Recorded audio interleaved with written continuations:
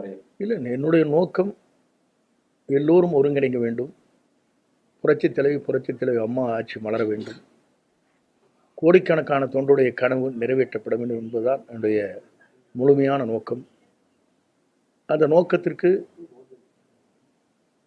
சில பேர் இது போன்ற வதந்திகளை பரப்பி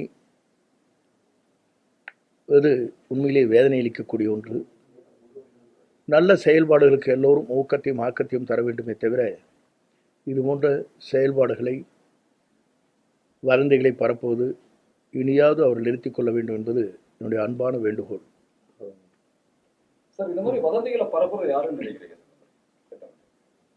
நான் யாரையும் குறிப்பிட்டு சொல்ல இயலாது. யார் பரப்புகிறார்களோ அவர்களே நிறுத்திக் கொண்டால் நலமாக இருக்கும்.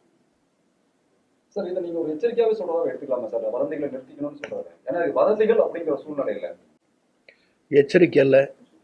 அந்த நண்பர்களுக்கு அன்போடு நான் வேண்டுவது, நான் ஏறத்தாழ 45 ஆண்டுகள் அரசியல் வரலாற்றில் தூய்மையாக பணியாற்றி இருக்கிறேன்.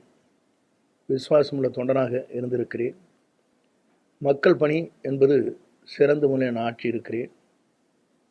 இந்த தொகுதி வாழ் மக்கள் எனக்கு அளித்து வாக்களித்து மாபெரும் வெற்றி ஈட்டி தந்திருக்கிற வாக்காளர் பெருமக்கள் என்ன நினைக்கிறார்களோ அவர் கனவுகளை நிறைவேற்றுவதற்கு அவரோடு இருந்து அரசின் சார்பாக பல்வேறு திட்டங்களை கொண்டு வந்து செயல்படுத்தி இருக்கிறேன்.